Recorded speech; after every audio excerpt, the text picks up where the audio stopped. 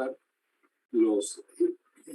de ver cómo funcionan y en qué principios físicos se basan los equipos de imagenología médica que se utilizan en los servicios de medicina nuclear. Por un lado, serían la cámara de centelleo, por otro lado, el tomógrafo por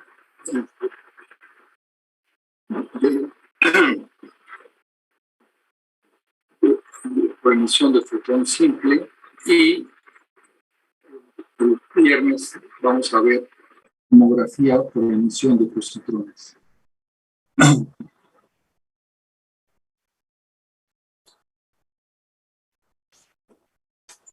La información que proporciona cualquier sistema para la obtención de imágenes médicas puede ser clasificada en información estructural, o sea, cuando dan la imagen anatómica, o información funcional, cuando dan la fisiología del órgano de estudio.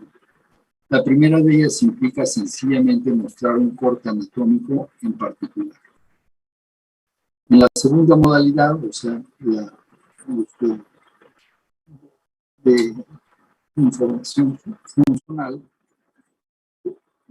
se pretende es reflejar el funcionamiento de una región anatómica determinada, a la imagen, nos dice, esa imagen nos dice cómo está funcionando esa región. En la obtención de imágenes por medicina nuclear es un ejemplo de modalidad funcional. Es una imagen funcional.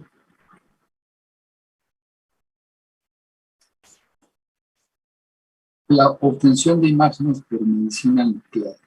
El principio básico es la detección de la actividad de una fuente de radiación, o sea, radionúclido, que se le administra al paciente por vía oral, intravenosa o por inhalación. De esas tres formas se le puede proporcionar el radiofármaco al paciente.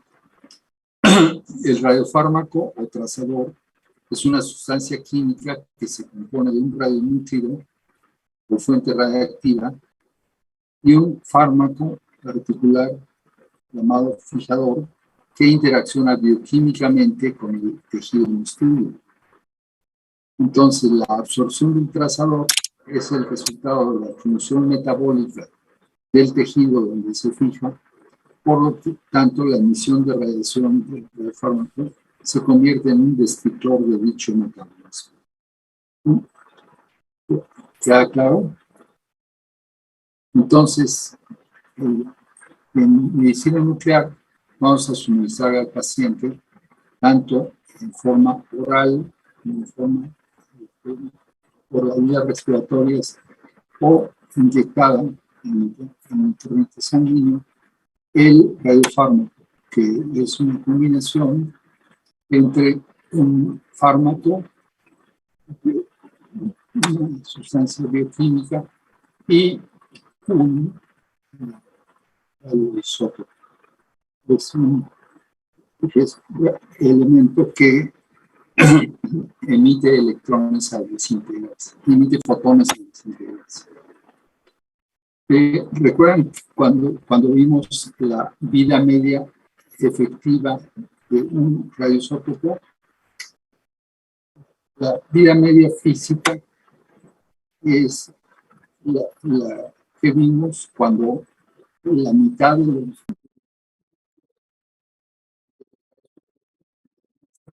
ya se desintegró. Entonces, ese es el tiempo, la vida media física. También hay una vida media biológica, que es cuando el radioisótopo se fija en el radiofármaco se fija en el tejido. Entonces, para sacar la vida media efectiva, que es lo que les interesa a los médicos que van a trabajar con el paciente, es el inverso de la vida media efectiva es igual a la suma del inverso de la vida media física y la vida media biológica. ¿Sí? Entonces, eso sería. ¿Recuerdan? Vamos a recordar un poquito eh,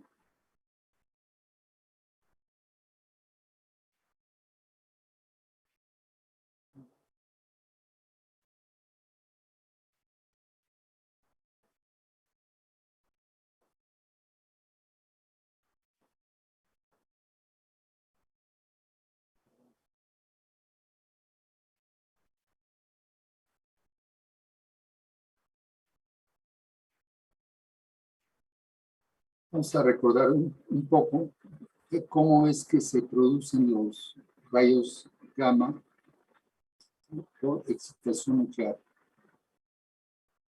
¿Recuerdan cuando vimos física de radiaciones en las primeras clases del curso? Vimos que el núcleo hijo excitado se excita por la interacción de partículas alfa o de partículas beta.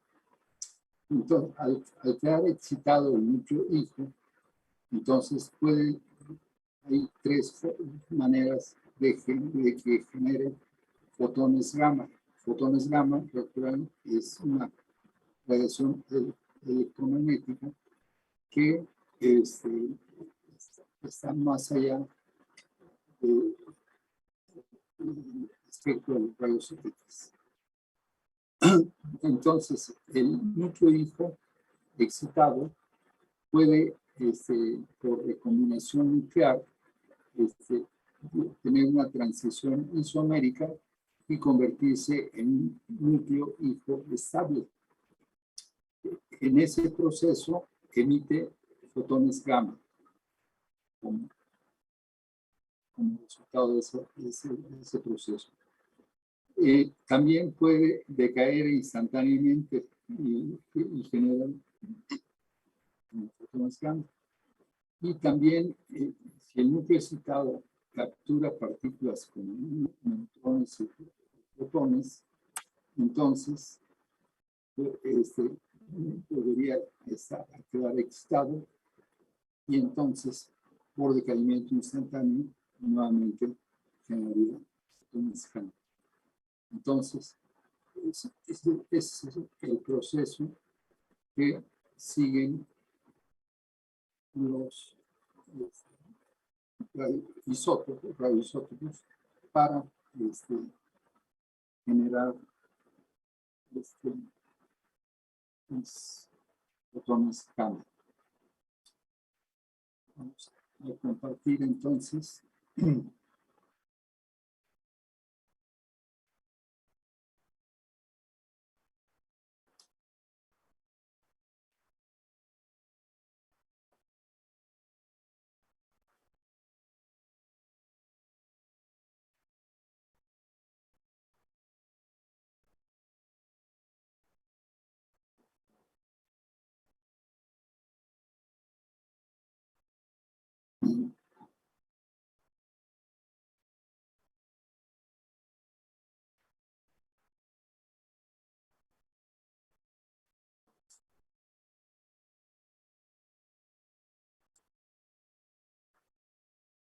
Bueno, entonces, los radiofármacos que se utilizan en los laboratorios de medicina nuclear pueden ser los siguientes. El sulfuro de tecnecio reactivo estable, que es un gel para estudios de hígado y vaso. La dosis de radiación se establece en 10 a la menos 2 Gray. Recuerdan, para los usos radiofármacos que vamos a utilizar en medicina nuclear, la dosis también se puede representar en sieverts.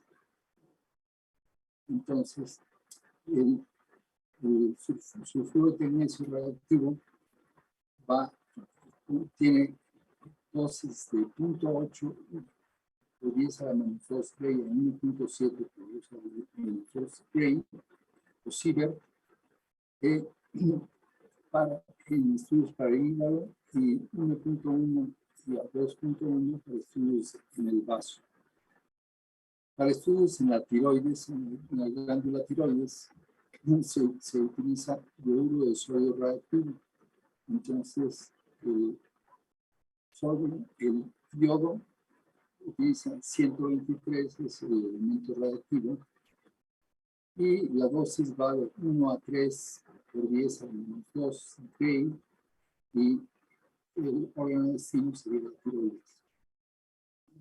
Para cuando hay tumores o inflamaciones de tumores, se utiliza el citrato de galio. El galio con un peso atómico de 67 y la dosis sería de 1 a 7 para médula, de 1 a 4 por 10 a la menos 2 Gray, el hígado, de 1 a 2 para riñón, y de 2 a 7 por 10 a la menos 2 Gray para el intestino grueso. También se le pueden suministrar al paciente para estudios en el tumor, en estudios de cuerpo entero, inhalado el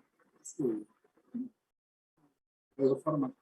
En este caso se da a inhalar gas de xenón radioactivo. El xenón radioactivo tiene esta fórmula y las dosis, como verán ustedes, son mucho más pequeñas que las dosis utilizadas para tumores. Sería 0.065 a 0.11 y 0.009 a 0.021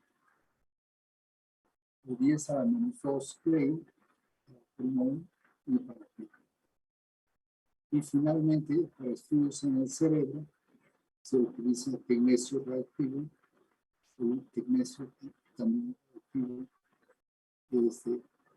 en forma de peritoneum sódico, con una dosis de 3 por 10 a la menos 2 Gray, y no, se utiliza eso para estudios en el cerebro. ¿Cuál sería el funcionamiento de todo un sistema para difusión de señales radioactivas?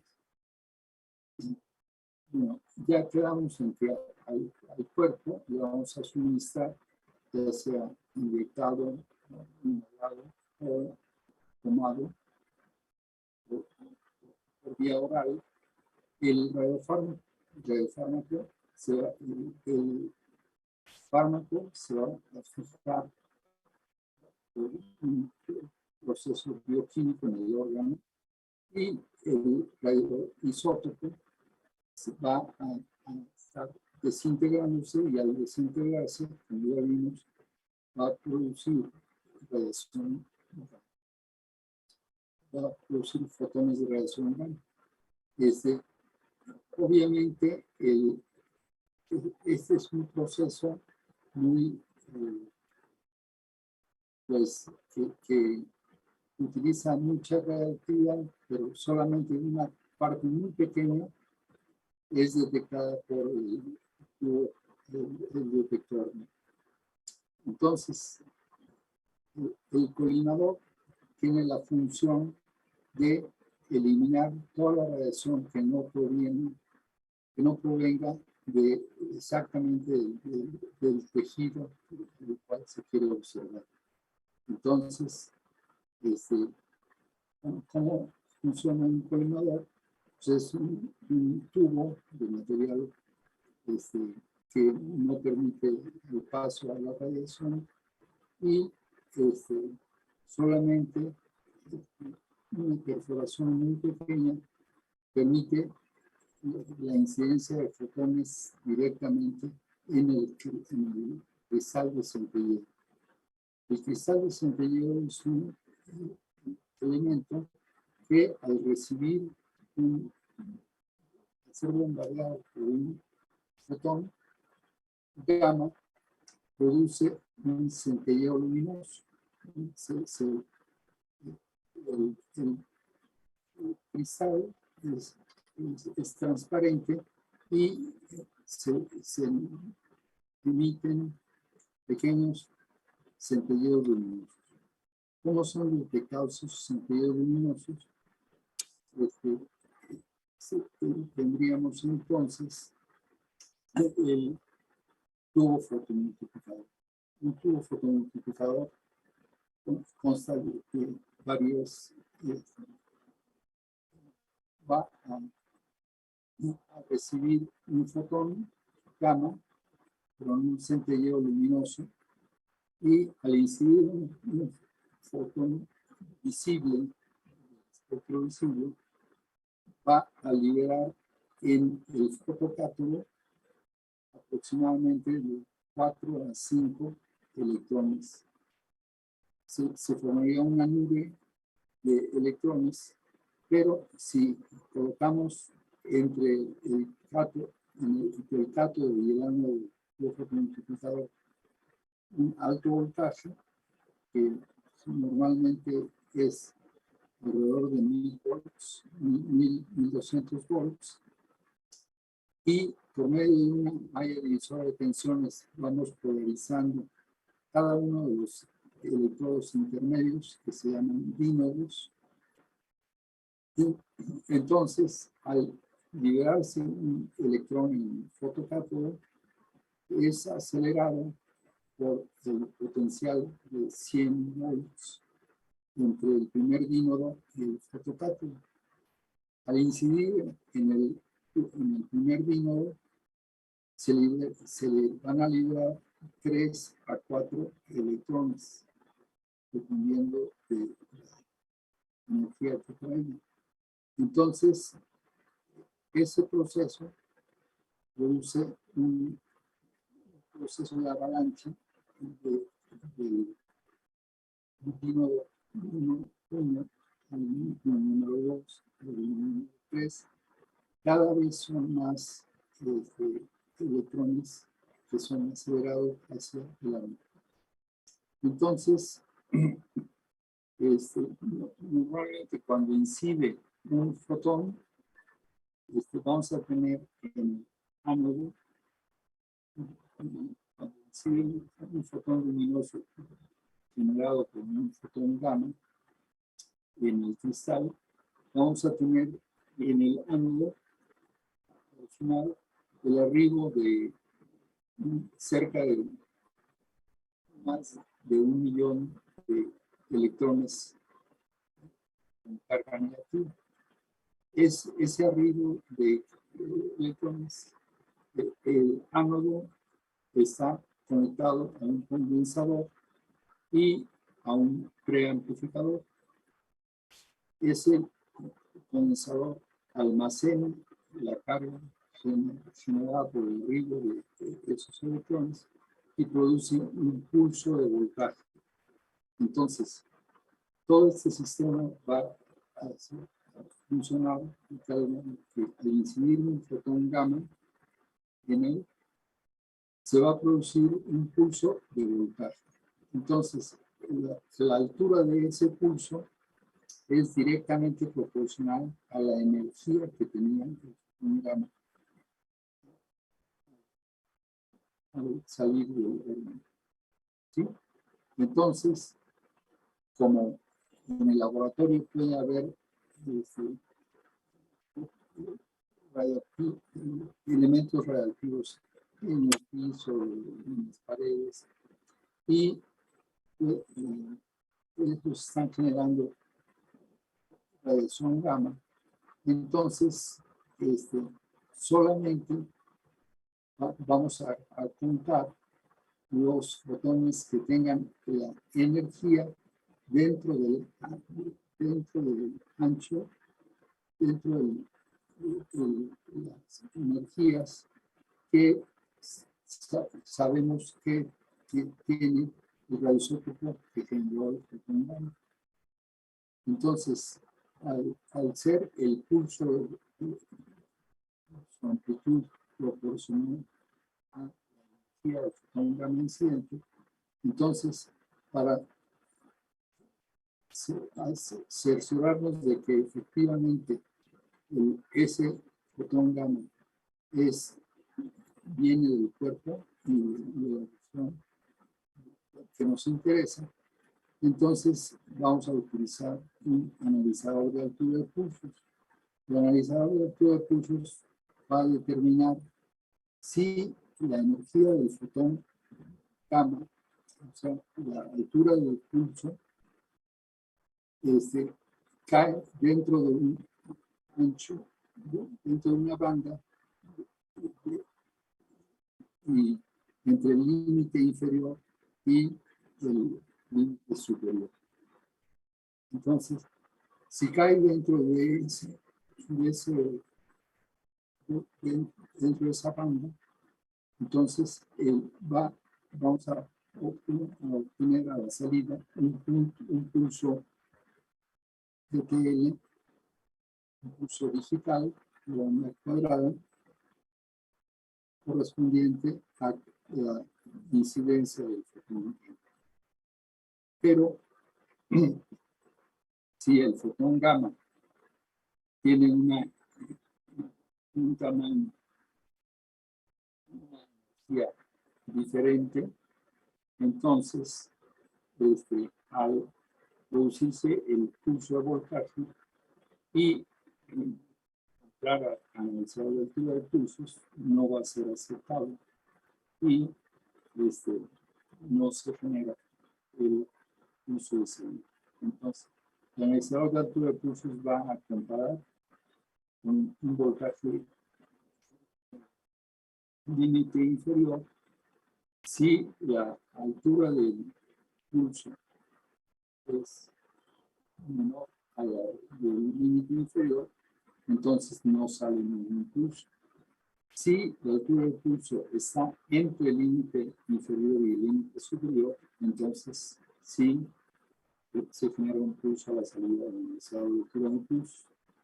Y también si el pulso del voltaje, el pulso de voltaje tiene una altura por encima del límite superior, entonces tampoco se genera un pulso. Entonces, a la salida vamos a tener vamos a tener pulsos solamente de radioisótopos que nosotros le suministramos al paciente. ¿Cómo podemos registrar eso? Hay dos formas de registrar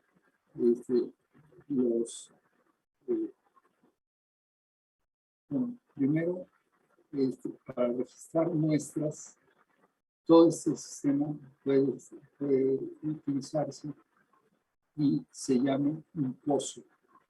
El pozo permite administrar una muestra en un tubo de ensayo y al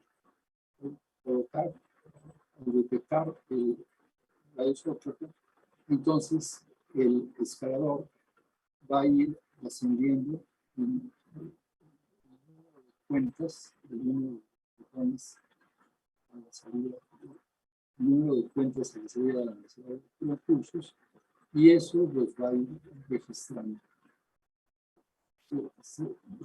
Es el único método de obtención de imágenes en donde se registra a color. Entonces, de acuerdo a la salida del escalador, vamos a registrar en el registrador de color diferentes colores de acuerdo a la intensidad, el número de fotones que incidir.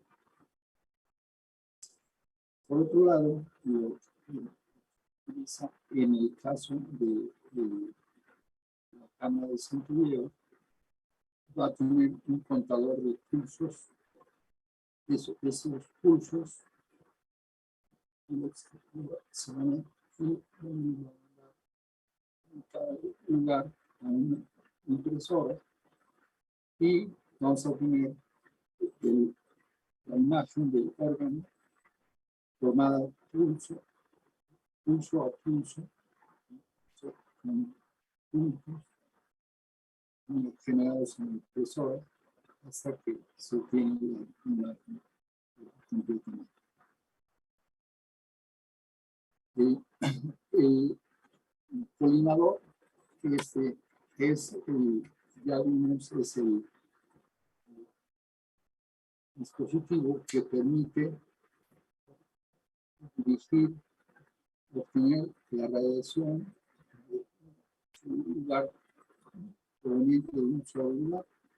Entonces, si el órgano es relativamente grande, por ejemplo, el hígado o el riñón, se utilizaría un colimador en paralelo. El colimador es una placa de plomo con perforaciones muy pequeñas y a través de esas perforaciones va a recibir la radiación gamma antes de que incidan sobre el cristal y produzcan un sepellido luminoso. Pero también hay colimadores convergentes y divergentes. Si aquí tenemos la fuente de radiación y acá tenemos el cristal de centellero, entonces el colimador convergente lo que haría sería obtener una imagen de mayor tamaño. Si al contrario estuviera volteado y hacia arriba, entonces sería un colimador divergente y al incidir la radiación se detectaría en el cristal en una zona más pequeña, entonces reduciría el tamaño de la imagen.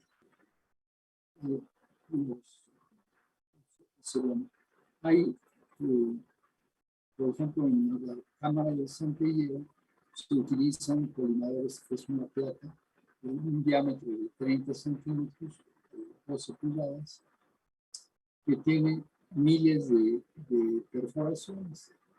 Esas perforaciones pueden ser cilíndricas o pueden ser perforaciones en forma de un prisma hexagonal. ¿Sí?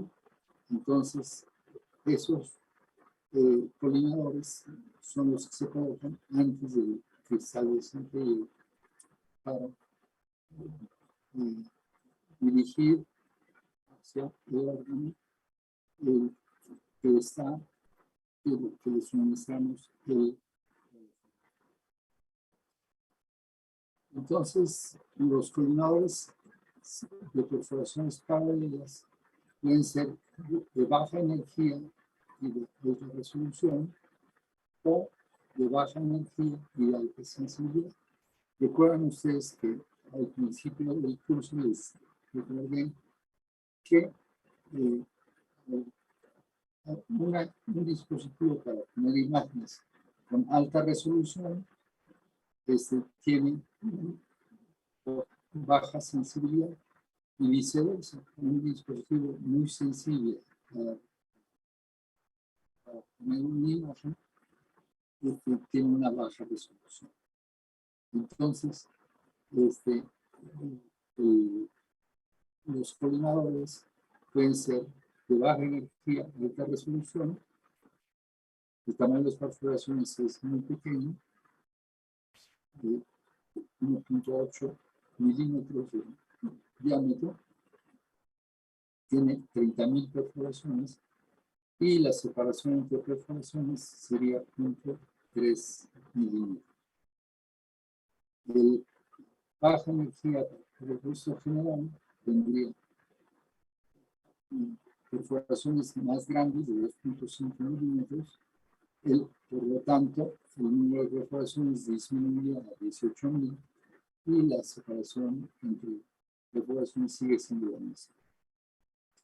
Entonces, esos serían de baja energía.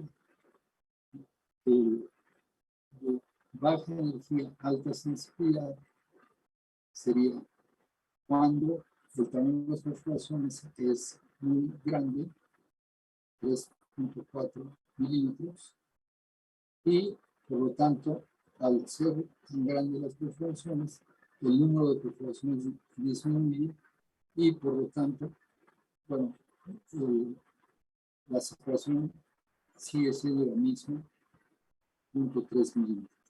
Y finalmente, de energía media alta sensibilidad, sería el tamaño de las perforaciones también 3.4 milímetros, pero el número de perforaciones se reduce a 6.000 porque la separación entre perforaciones es de 1.4 milímetros. O sea, hay más separación entre las perforaciones. Entonces, esos son, si el sujeto que le suministramos el radiofármaco comienza a generar radiación, fotones gamma, entonces esa radiación la va a generar el órgano que se fijó el radiofármaco en todas direcciones, pero con el colimador nosotros solamente tenemos la radiación que proviene del órgano y que proviene de la recta del órgano. Entonces, con eso hacemos que sobre el cristal incida solamente la radiación que proviene directamente del sujeto individual. Y al generar el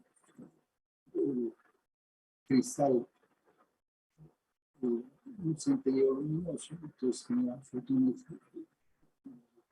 de la luz en forma proporcional los fotones gamma, que también radiación electromagnética, pero de una frecuencia más alta. El espectro de energía de la detección de radiación gamma es muy importante que se comprenda esto. El espectro de energía es una gráfica que en las cisas tiene la energía. La energía en fisión nuclear se mide en kiloelectronvolts.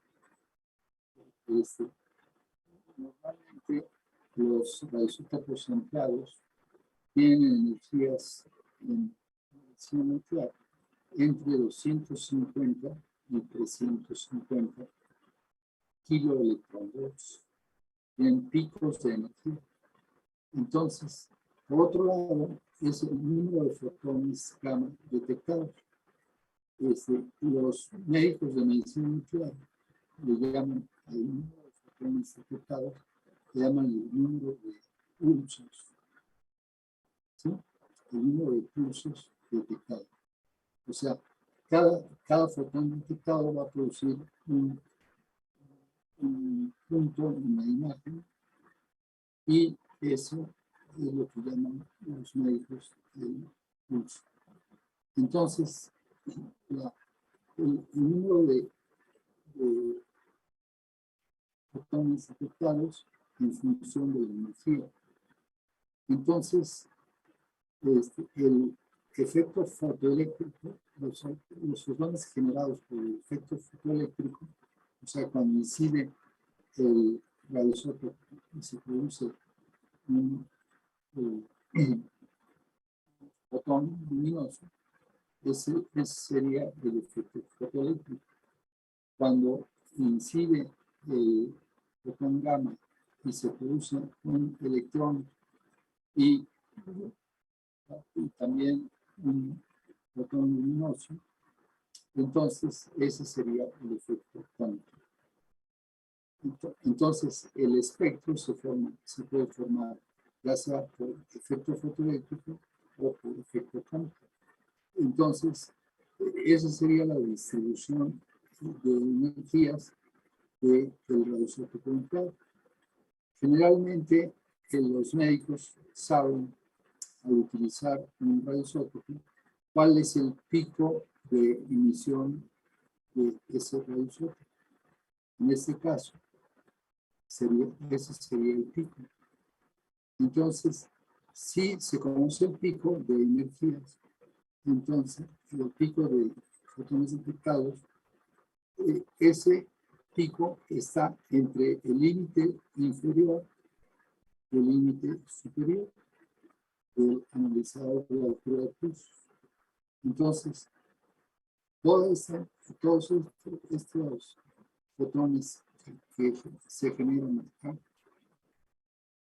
por debajo del límite inferior, con un drive, no producen ningún impulso a la salida del multiplicador, van a la salida del transformador, analizar la altura de pulsos. Y cuando la energía de los fotones gamma incidentes exceden el límite superior, tampoco se genera. Entonces, con eso tenemos la respuesta del analizador de altura del pulso. Al ser la altura del pulso proporcional a la energía del fotón gamma incidente, entonces tenemos cada radioisótopo tiene una distribución de energía asociada y hay algunos que tienen más de un pico de absorción, pero por ejemplo, tendría ese pico y con el analizador de altura de pulso nosotros vamos a eliminar toda radiación antes del límite inferior y arriba del límite superior. Entonces, vamos a convertir a pulsos eléctricos, pulsos EPL, para apuntar el centello dentro de esta zona. ¿Sí? ¿Qué puede suceder en fenómenos en la detección de radiación gamma? Lo que está el centello. Vamos a suponer que tenemos un centello, un fotón gamma que se produce en nuestra región de interés. Ese viaja a través del colimador y incide sobre el cristal. Entonces, ese sería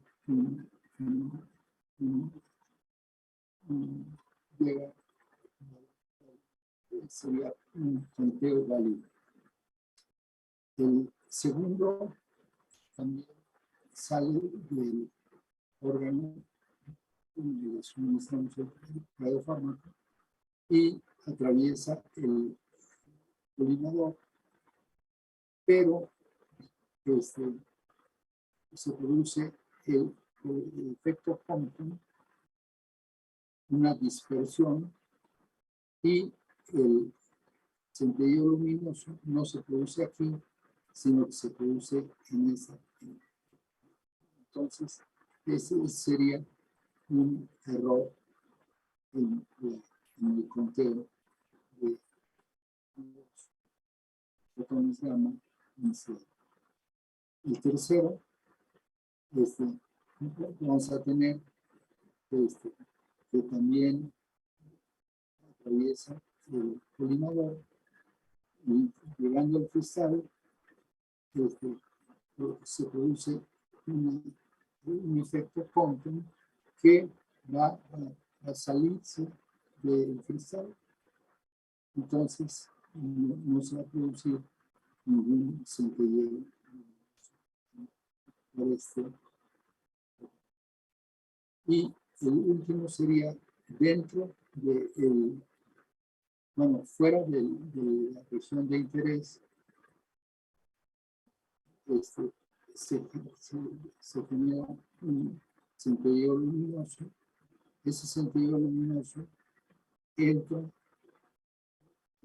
incide sobre un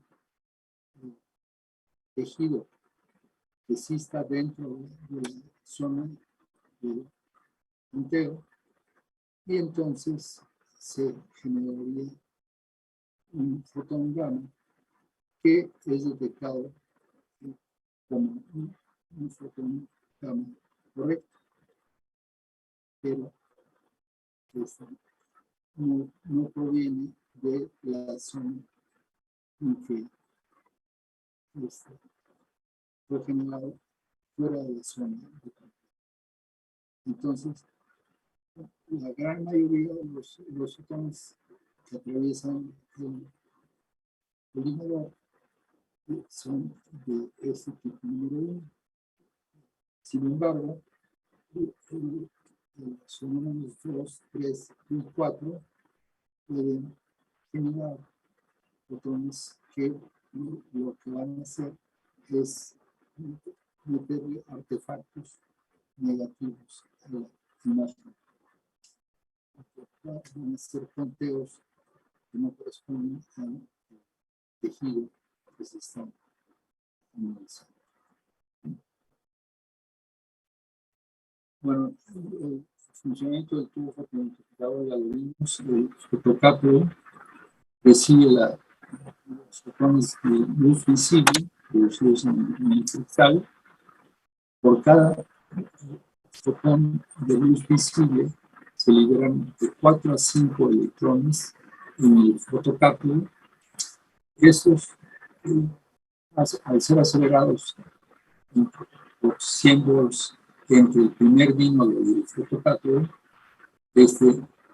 chocan los electrones con este voltaje, un voltaje positivo, el electrón tiene carga negativa.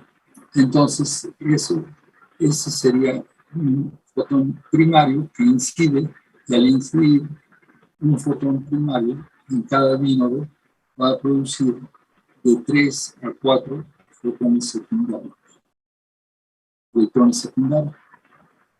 Entonces, ese fenómeno se va repitiendo en cada uno de los dínodos, porque hay una diferencia potencial de 100 volts entre un dínodo y dínodo, y finalmente, al llegar al ánodo,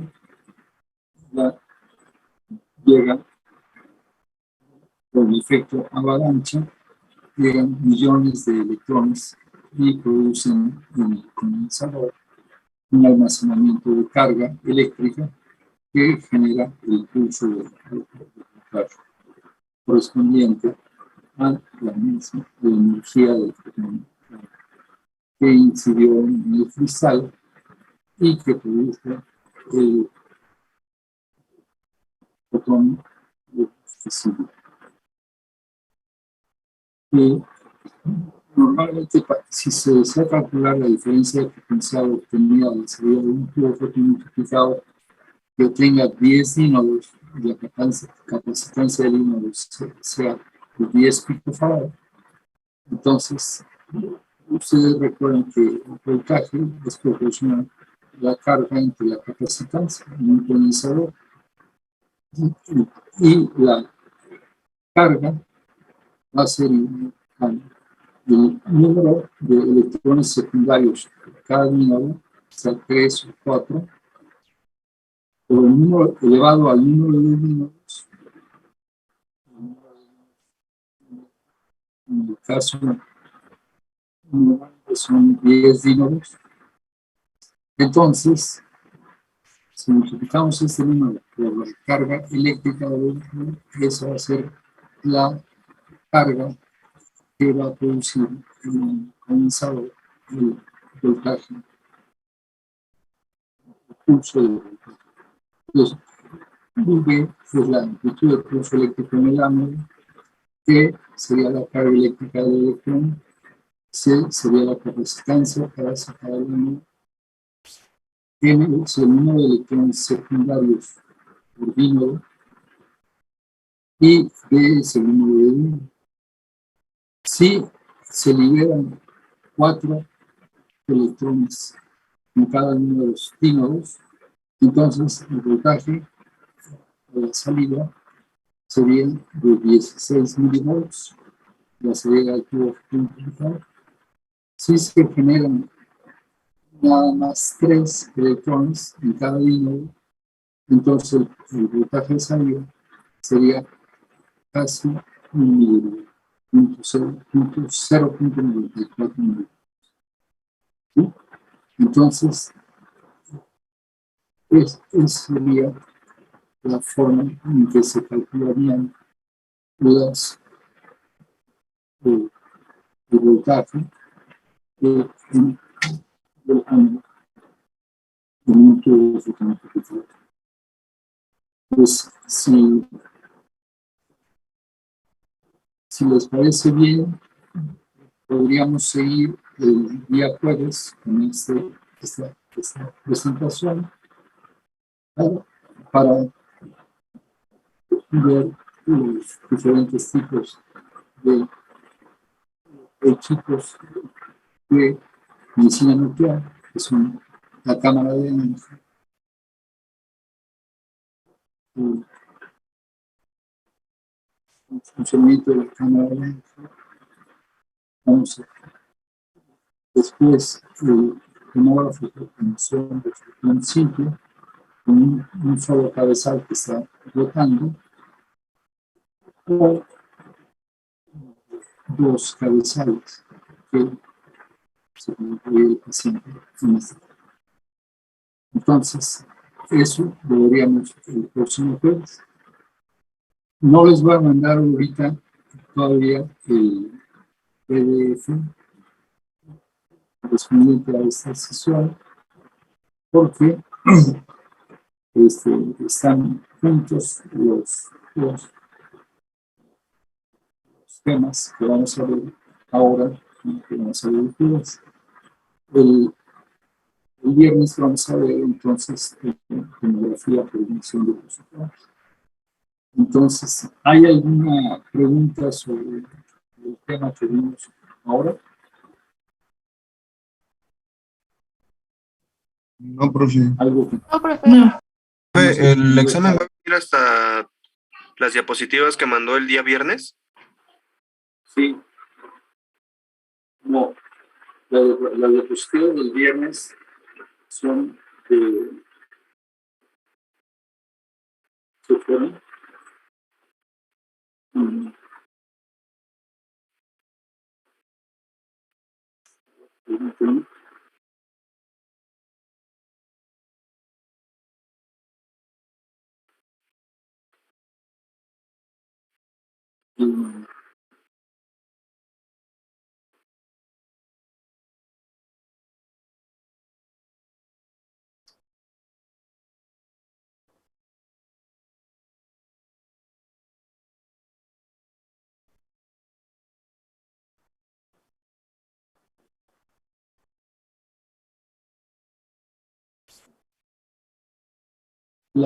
Las radiografías que mandé el viernes, el PDF que mandé el viernes, era seguramente sobre el último tema de radiología, ¿no? O sea, operación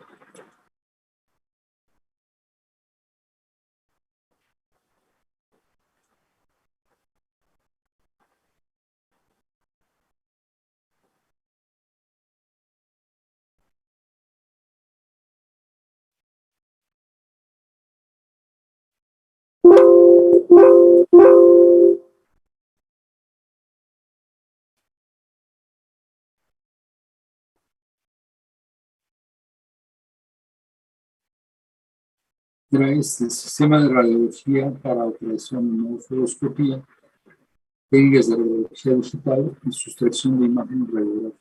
Esto fue lo que les mandé el viernes, ¿no?